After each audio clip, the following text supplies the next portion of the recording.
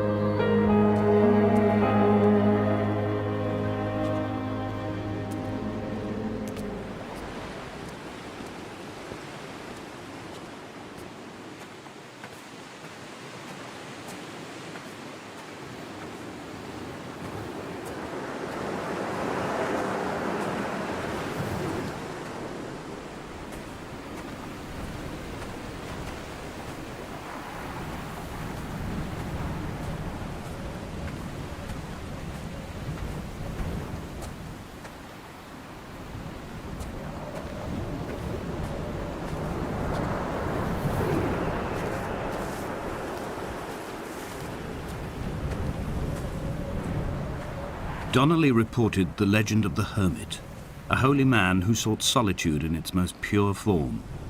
Allegedly, he rode here from the mainland in a boat without a bottom, so all the creatures of the sea could rise at night to converse with him. How disappointed he must have been with their chatter. Perhaps now, when all that haunts the ocean is the rubbish dumped from the tankers, he'd find more peace. They say he threw his arms wide in a valley on the south side and the cliff opened up to provide him shelter. They say he died of fever 116 years later. The shepherds left gifts for him at the mouth of the cave, but Donnelly records they never claimed to have seen him. I have visited the cave and I have left my gifts, but like them, I appear to be an unworthy subject of his solitude.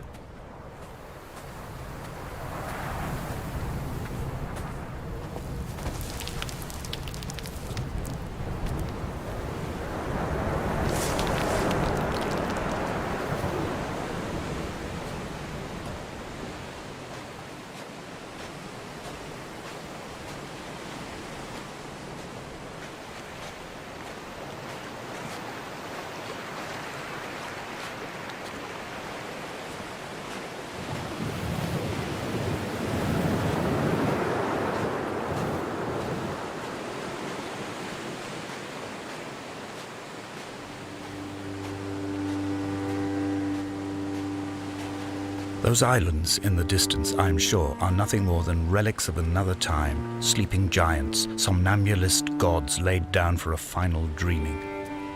I wash the sand from my lips and grip my wrist ever more tightly. My shaking arms will not support my fading diaries.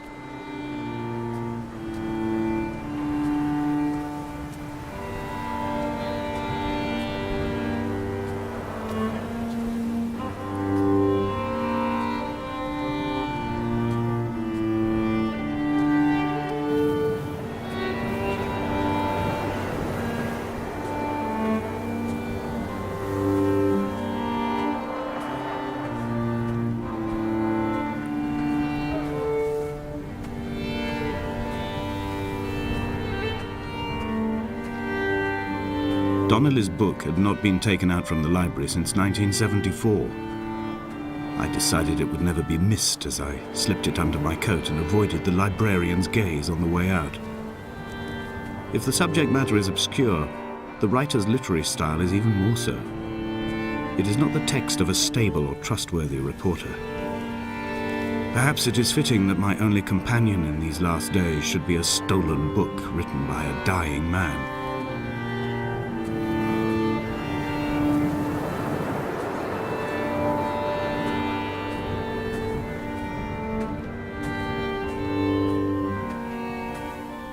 When someone had died or was dying, or were so ill they gave up what little hope they could sacrifice. They cut parallel lines into the cliff, exposing the white chalk beneath. You could see them from the mainland or the fishing boats, and know to send aid or impose a cordon of protection, and wait a generation until whatever pestilence stalked the cliff paths died along with its hosts. My lines are just for this, to keep any would-be rescuers at bay. The infection is not simply of the flesh.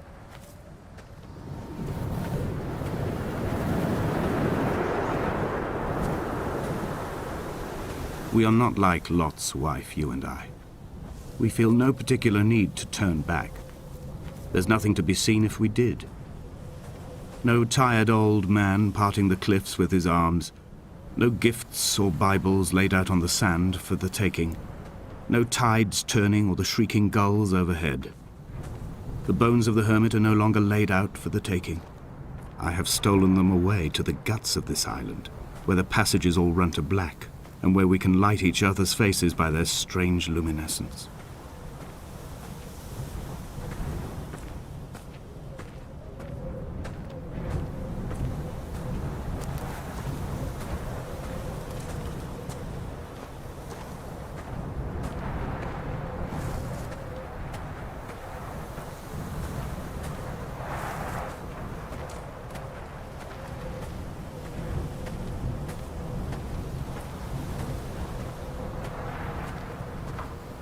Dear Esther, I met Paul. I made my own little pilgrimage. My Damascus, a small semi-detached on the outskirts of Wolverhampton. We drank coffee in his kitchen and tried to connect to one another. Although he knew I hadn't come in search of an apology, reason or retribution, he still spiraled in panic, thrown high and lucid by his own dented bonnet. Responsibility had made him old. Like us, he'd already passed beyond any conceivable boundary of life.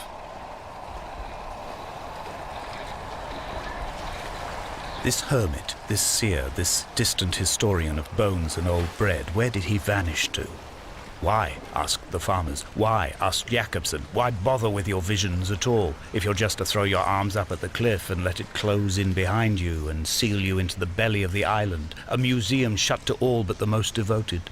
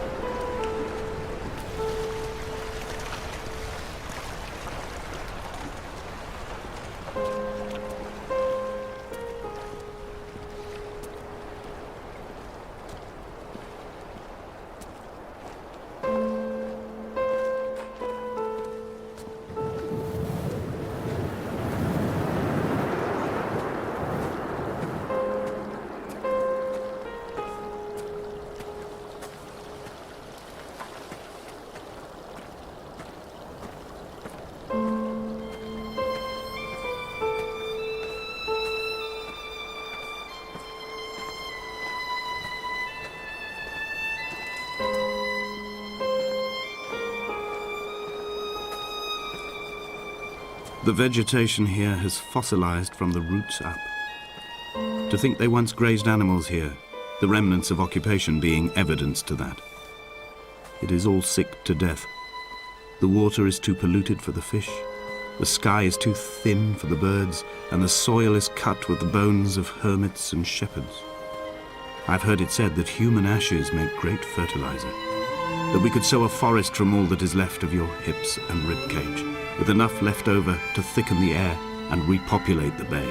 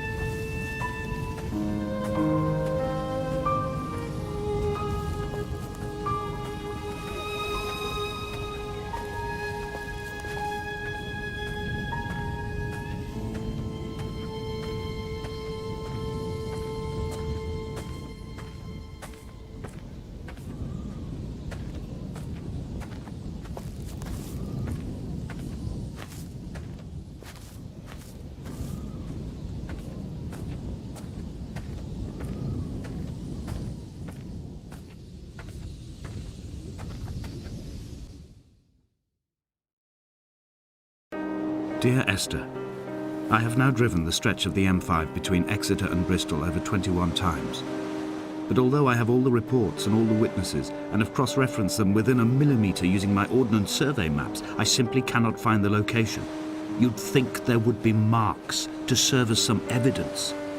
It's somewhere between the turn-off for Sanford and the welcome brake services, but although I can always see it in my rear-view mirror, I have as yet been unable to pull ashore.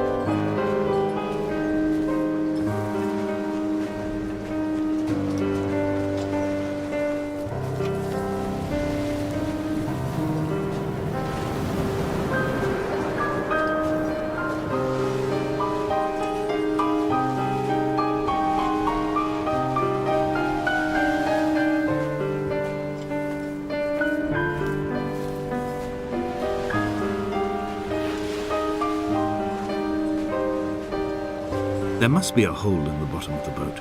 How else could new hermits have arrived?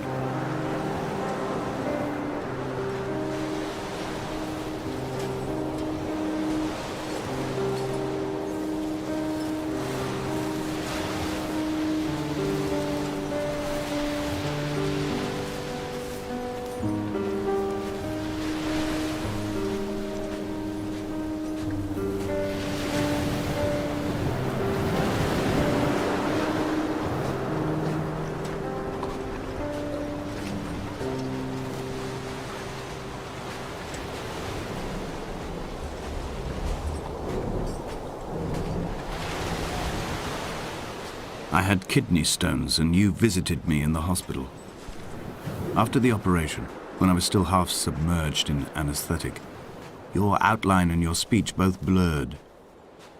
Now my stones have grown into an island and made their escape, and you have been rendered opaque by the car of a drunk.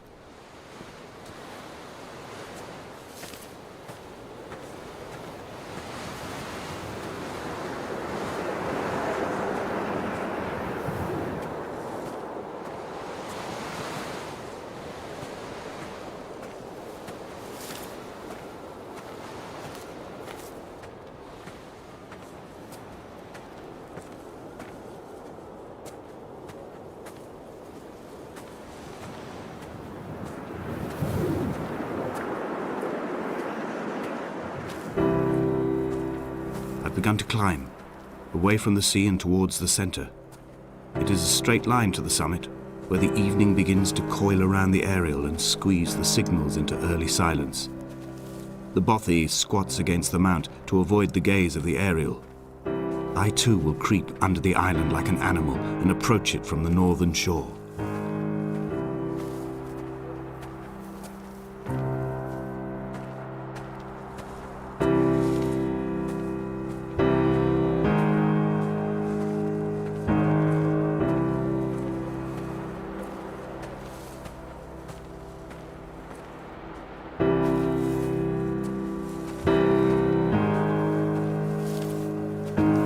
The bothy was constructed originally in the early 1700s. By then, shepherding had formalized into a career. The first habitual shepherd was a man called Jakobsen, from a lineage of migratory Scandinavians. He was not considered a man of breeding by the mainlanders. He came here every summer whilst building the bothy, hoping eventually that becoming a man of property would secure him a wife and a lineage. Donnelly records that it did not work. He caught some disease from his malcontented goats and died 2 years after completing it. There was no one to carve white lines into the cliff for him either.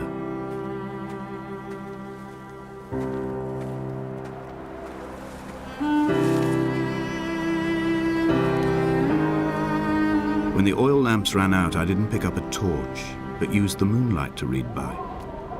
When I've pulled the last shreds of sense from it, I will throw Donnelly's book from the cliffs and perhaps myself with it. Maybe it will wash back up through the caves and erupt from the spring when the rain comes, making its return to the hermit's cave. Perhaps it will be back on the table when I wake. I think I may have thrown it into the sea several times before.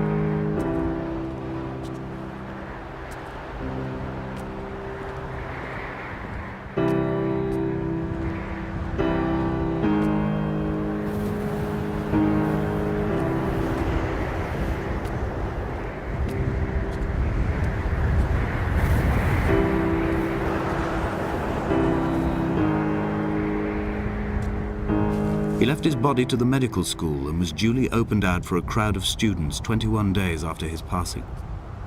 The report is included in my edition of his book. The syphilis had torn through his guts like a drunk driver, scrambling his organs like eggs on a plate. But enough definition remained for a cursory examination, and, as I suspected, they found clear evidence of kidney stones. He's likely to have spent the last years of his life in considerable pain. Perhaps this is the root of his laudanum habit. Although its use makes him an unreliable witness, I find myself increasingly drawn into his orbit.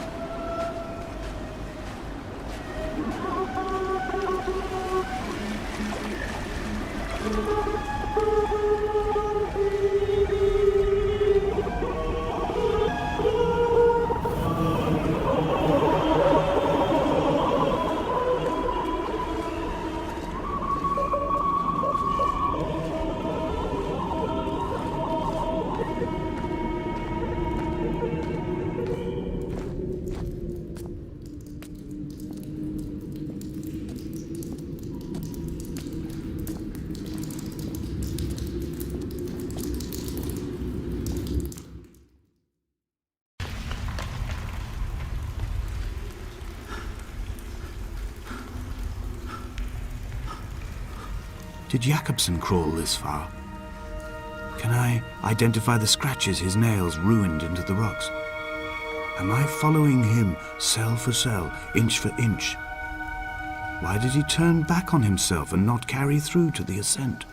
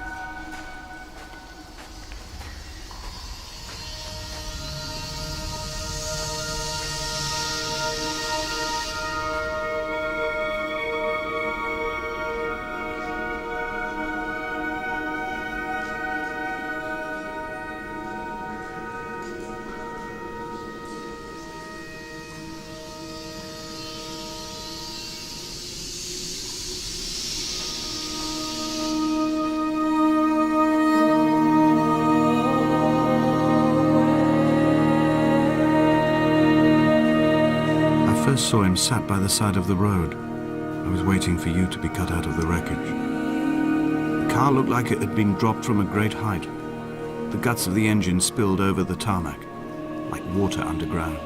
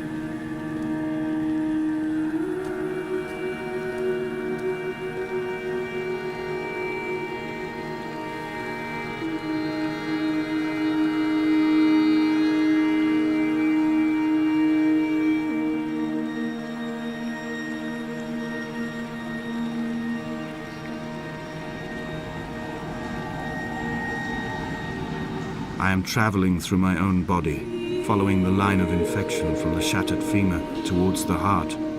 I swallow fistfuls of painkillers to stay lucid. In my delirium, I see the twin lights of the moon and the Ariel shining to me through the rocks.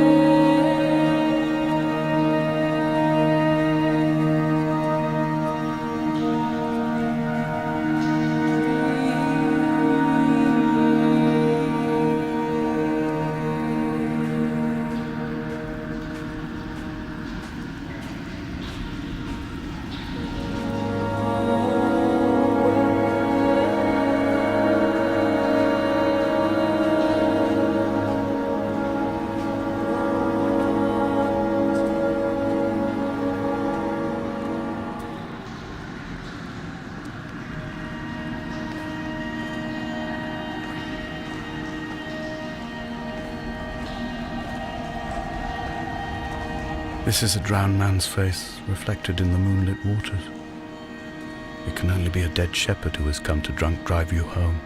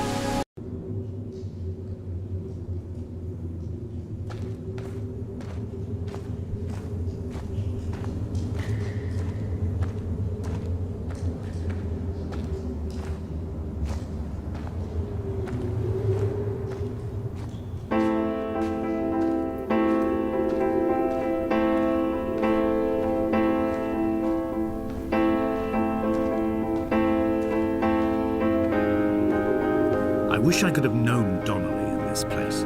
We would have had so much to debate. Did he paint these stones or did I? Who left the pots in the hut by the jetty? Who formed the museum under the sea? Who fell silently to his death into the frozen waters? Who erected this godforsaken aerial in the first place? Did this whole island rise to the surface of my stomach, forcing the gulls to take flight?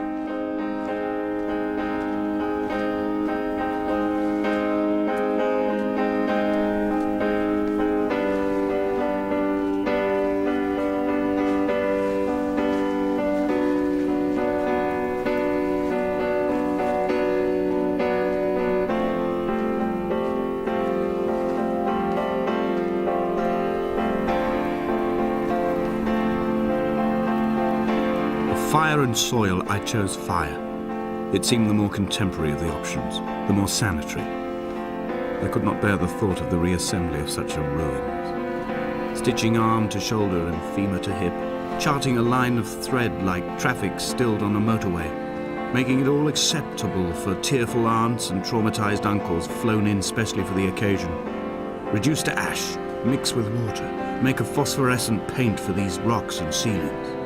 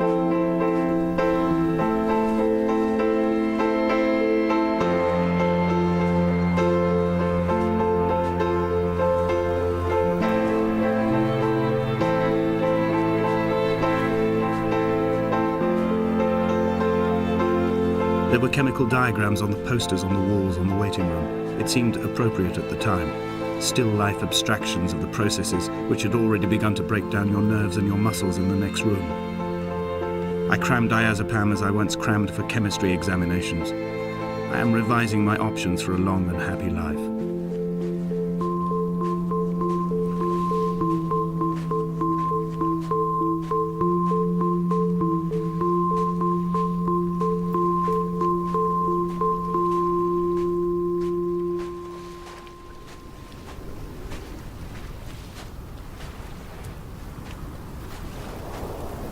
From here, I can see my armada.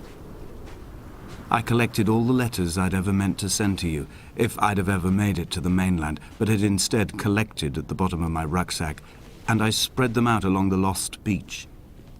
Then I took each and every one, and I folded them into boats. I folded you into the creases, and then, as the sun was setting, I set the fleet to sail. Shattered into 21 pieces, I consigned you to the Atlantic, and I sat here until I'd watched all of you sink.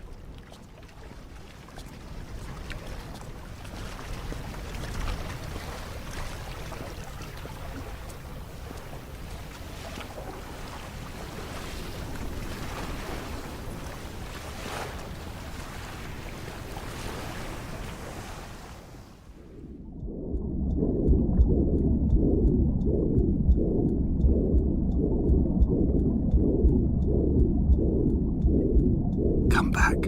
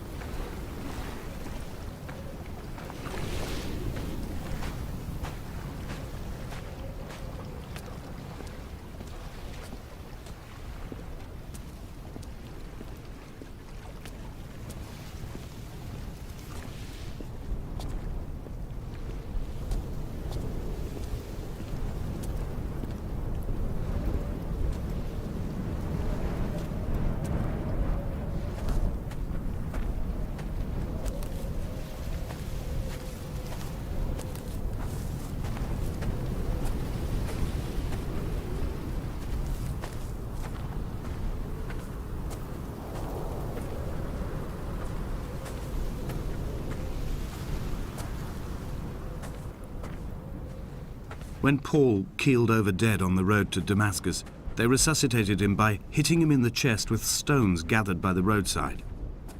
He was lifeless for 21 minutes, certainly long enough for the oxygen levels in his brain to have decreased and caused hallucinations and delusions of transcendence.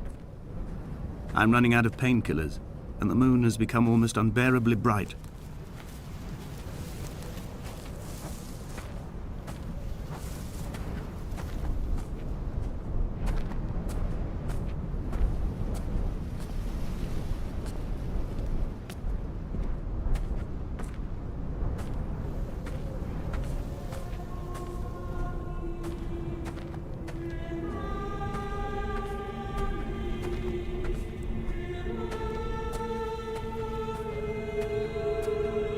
I've begun my voyage in a paper boat without a bottom.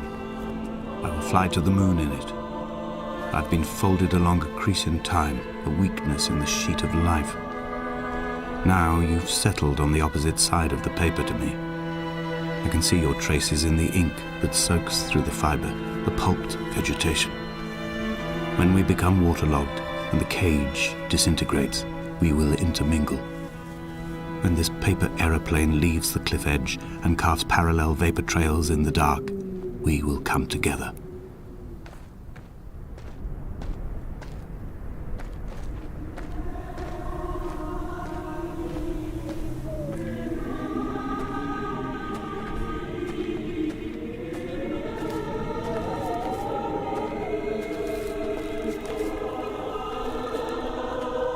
If only Donnelly had experienced this, he would have realized he was his own shoreline, as am I.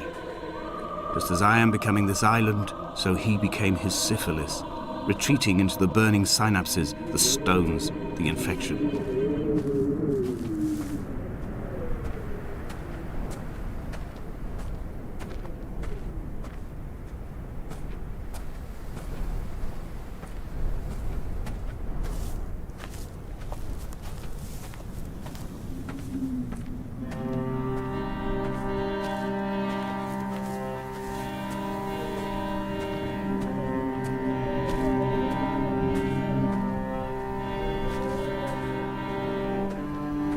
Returning to my car afterwards, hands still shaking, and a head split open by the impact. Goodbye to tearful aunts and traumatized uncles. Goodbye to the phenomenal. Goodbye to the tangible. Goodbye Wolverhampton. Goodbye Sanford. Goodbye Cromer. Goodbye Damascus. This cliff path is slippery in the dew. It is hard to climb with such an infection. I must carve out the bad flesh and sling it from the aerial. I must become infused with the very air.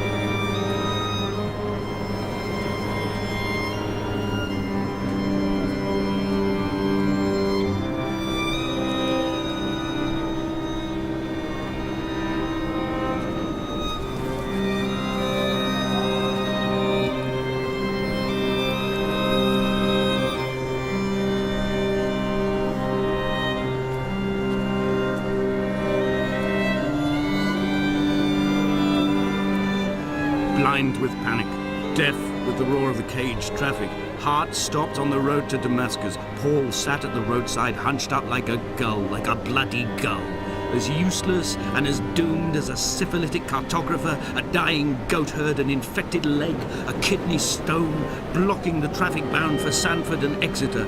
He was not drunk, Esther, he was not drunk at all. All his roads and his tunnels and his paths led inevitably to this moment of impact. This is not a recorded natural condition. He should not be sat there with his chemicals and his circuit diagrams. He should not be sat there at all.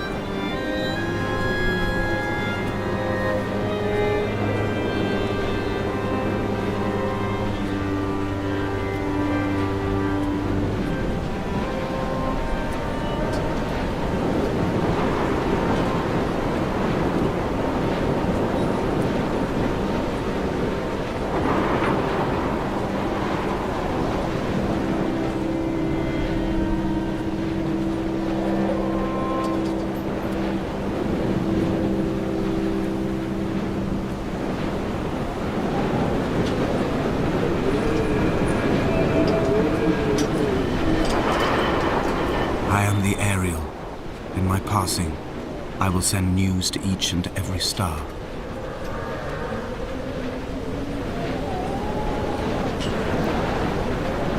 Dear Esther, I have burnt my belongings, my books, this death certificate. Mine will be written all across this island. Who was Jacobson? Who remembers him? Donnelly has written of him, but who was Donnelly? Who remembers him? I have painted, carved, hewn, scored into this space all that I could draw from him. There will be another to these shores to remember me. I will rise from the ocean like an island without bottom, come together like a stone, become an aerial, a beacon, that they will not forget you. We have always been drawn here. One day the gulls will return and nest in our bones and our history. I will look to my left and see Esther Donnelly flying beside me. I will look to my right and see Paul Jacobson flying beside me. They will leave white lines carved into the air to reach the mainland, where help will be sent.